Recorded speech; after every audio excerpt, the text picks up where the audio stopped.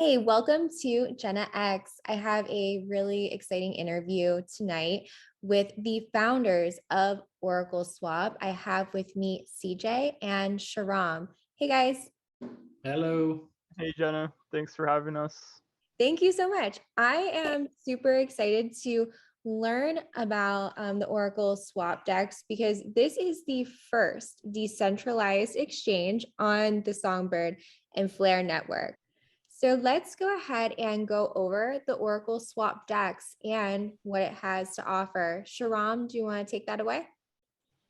Yeah, so we pretty much saw that Songbird's a really new network, doesn't really have that much going on it. There's some NFTs that are starting to come onto it, and we were like kind of like had our eye on that and had our part in playing with NFTs on Songbird, and then we saw Sparkles come online, and throughout this time we're like, there is no decentralized exchange on Songbird, and it's like the network is kind of not being, there aren't that many transactions in every block, at least that's what I've noticed. And usually the main things that you see on different blockchains that are new are like NFT marketplaces, decentralized exchanges. Those are the first two major smart contract interactions that users have with blockchain. So we saw that and I was essentially like, all right, well, let's jump on this. So we went ahead and we basically just forked Sushi Swap and we launched it on Songbird Network, and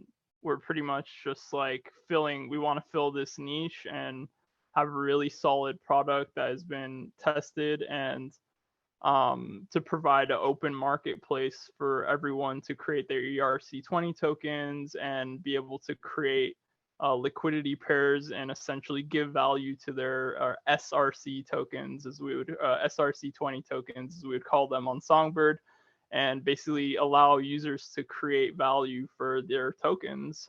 Because as far as right now, most of the tokens that are on ERC or SRC20 tokens that are on Songbird don't actually have any value right now. So this will create a market essentially for all the different projects that are on Songbird that want to essentially create a market for their token. I would say that's like the biggest aspect of automatic market makers and decentralized exchanges on new blockchains.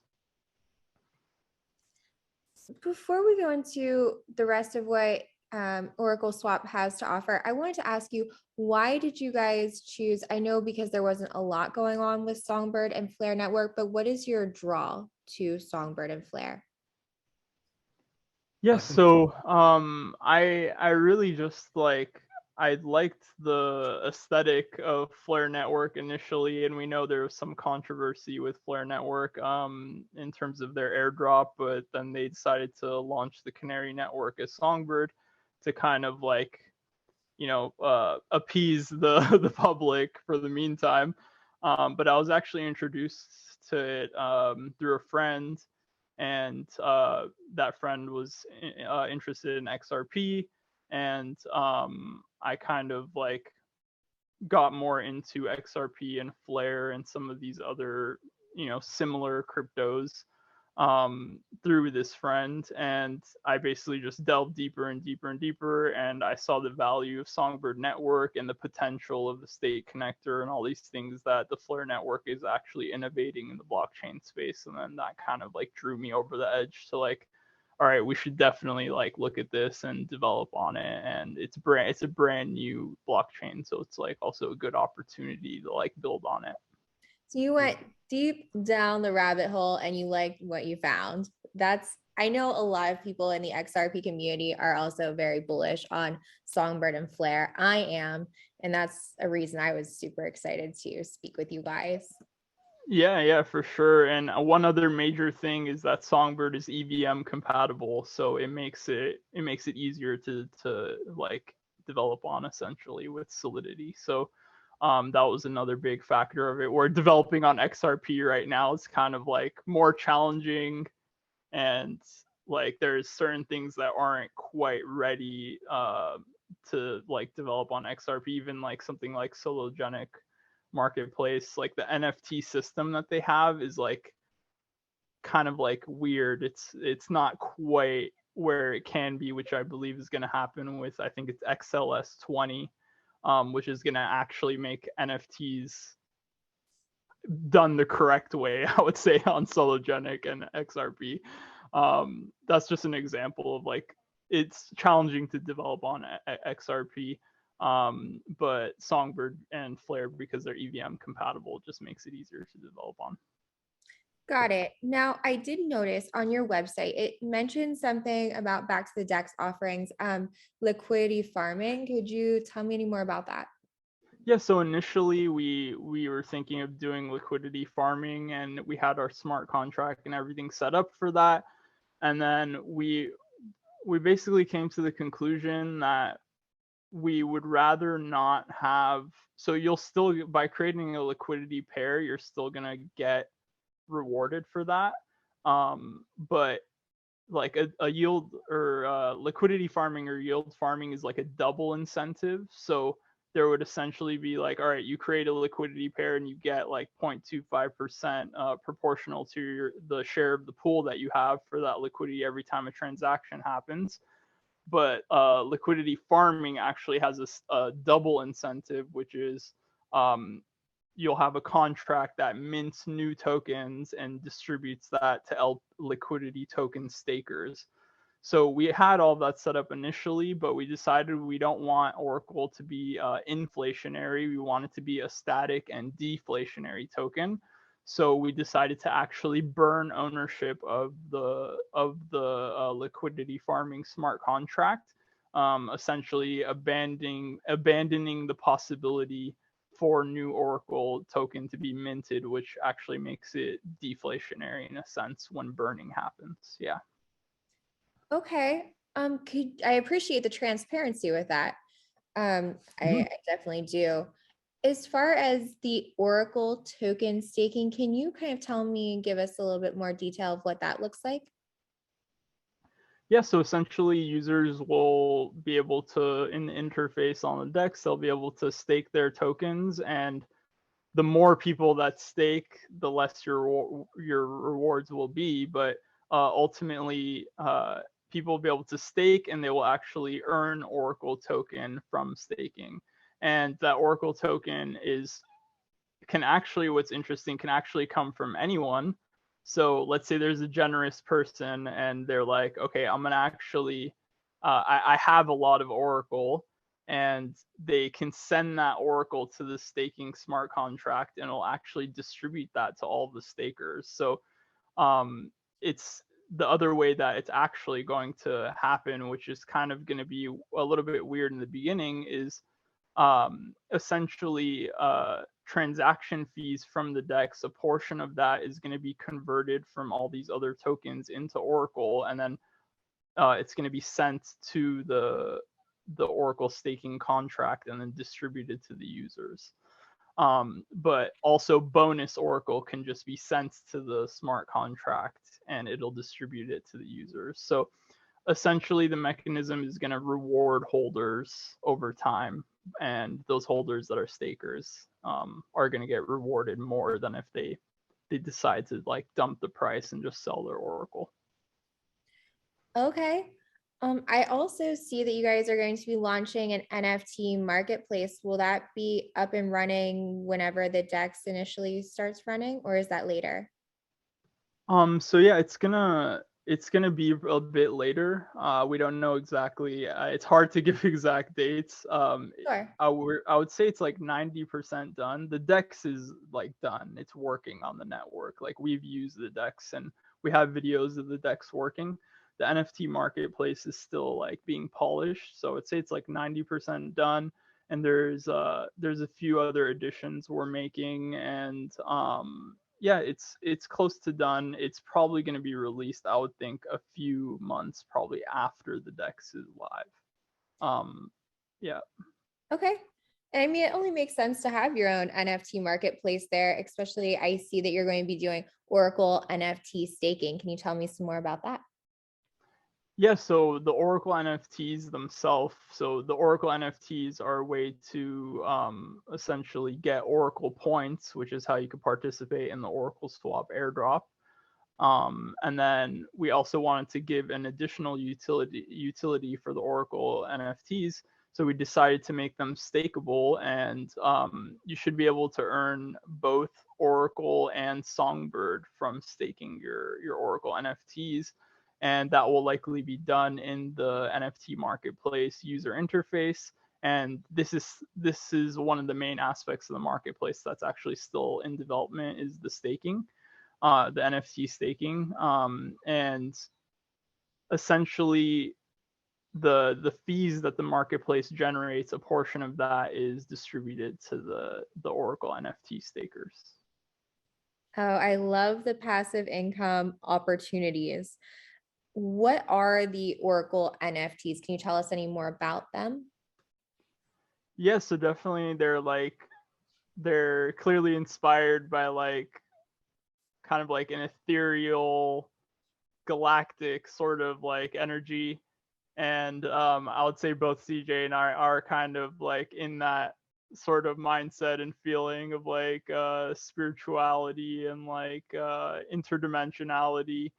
And that's kind of like Oh, where the inspiration for them came from, and also like the concept that there's other beings in the universe that are probably out there, right? And just creating these really beautiful caricatures of like peaceful, kind, and loving, compassionate beings that are from other realms or other dimensions or other parts of the universe.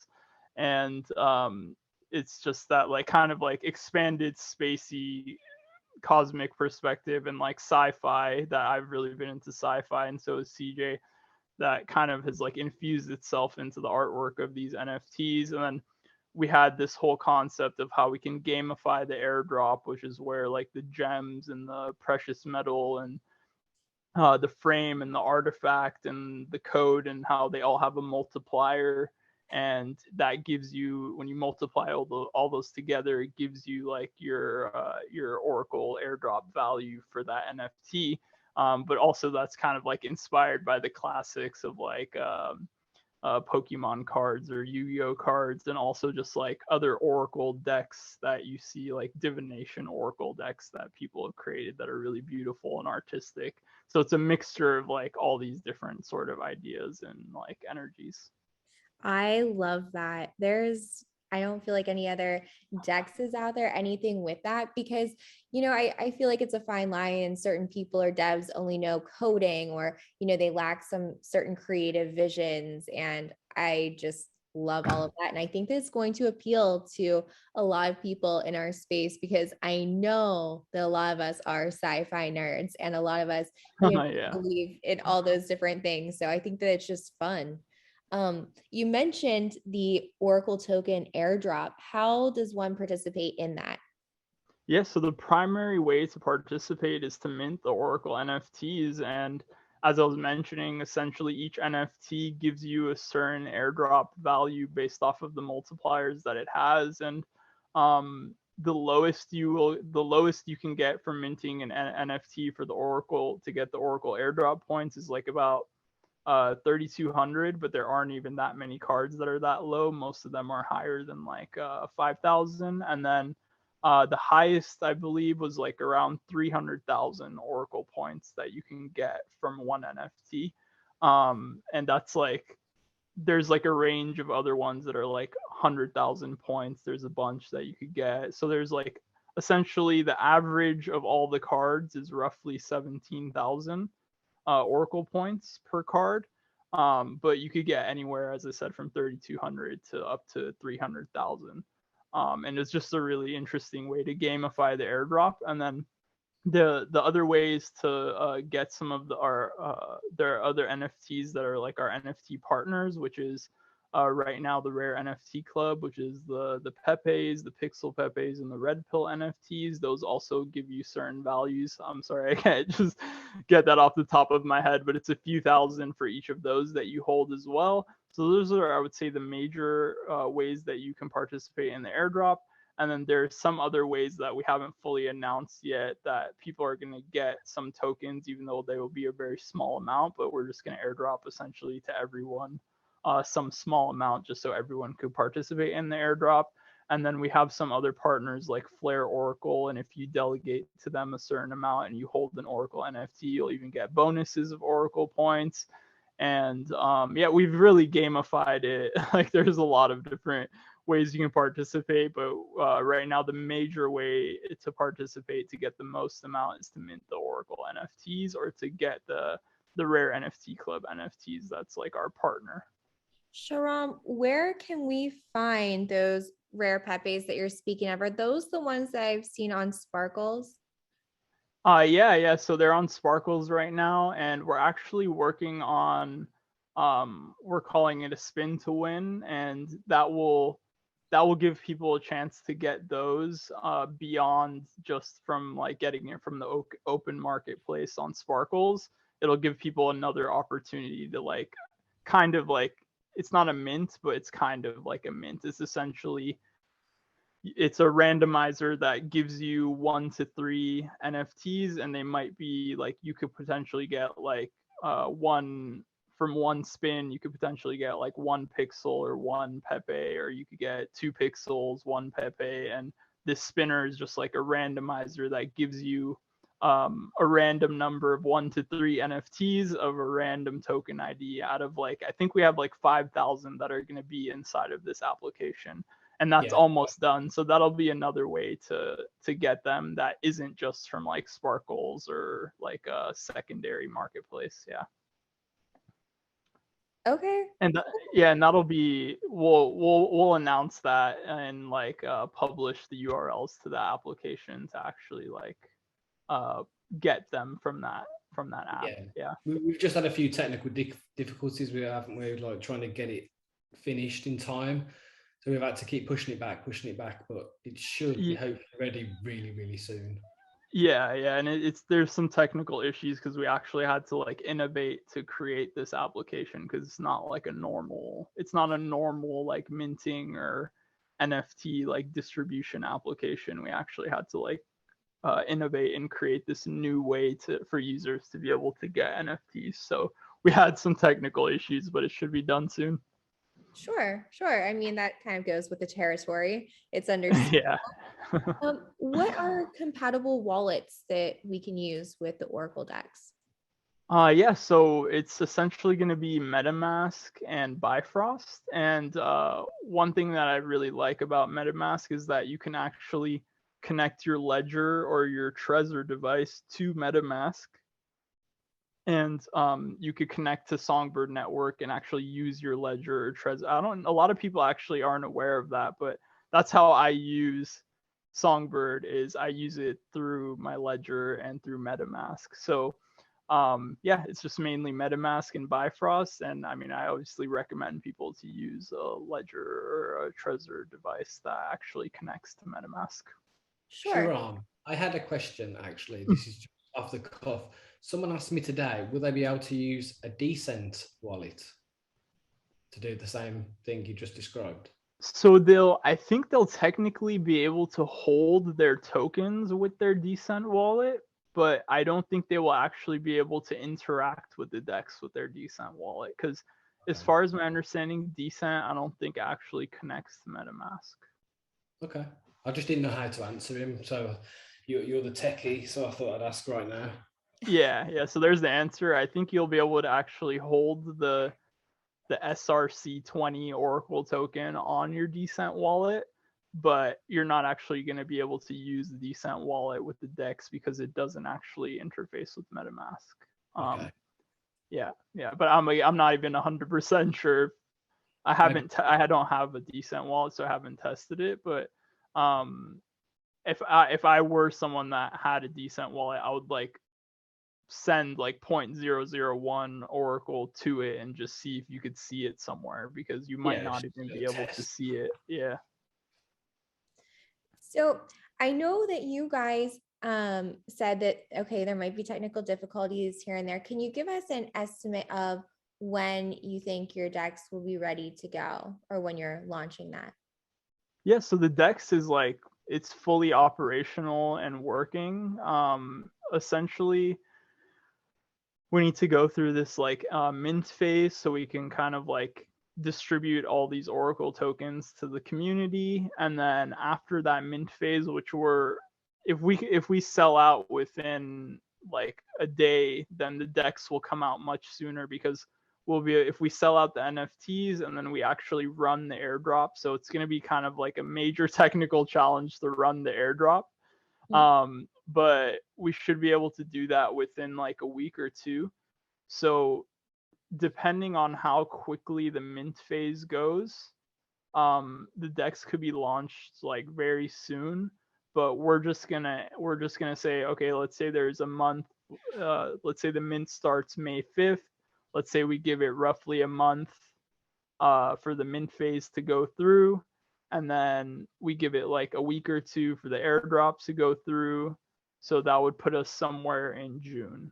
But it could even be as early as June 1st. It just depends on how quickly the mint phase actually goes through, and we could get these tokens in everyone's hands. And the reason why we're doing it this way is we're airdropping the token for free. I have air quotes in my yeah, you can't see, for free, which is at a value of 0, so that it's kind of like it just like is easier for taxes for some people. And I'm not a financial advisor, but it should help people when they get an airdrop of a token that has 0 value, and then the value kind of like gets generated by the community and the liquidity. Okay. It seemed like the best option, didn't it? After all the research we did and speaking to various members of the community, this seemed to be the very best option, the most ideal situation for the airdrop. Yeah, like airdrop at a value of 0, and then let the value appear from there after the airdrop is done. Yeah. Yes, that does make sense, because I believe you're supposed to record the present value of it whenever you receive it. So that certainly is helpful. Yeah. I would like to make a note though, you guys have a full AMA available on your Discord if there's anything that we did not cover for everyone to check out. But also, can you guys tell us the other interviews and things that you have coming up and where everyone can find you at? Okay, sure. Well, first you can find us on Twitter at Oracle Swap, and the same on Discord. The links for all of them are on Twitter at the top. We have a link tree where you can find everything. And after this interview, we have one lined up with Crypto Eri from Tokyo. Everyone seems to know Crypto Eri. She's a lovely woman.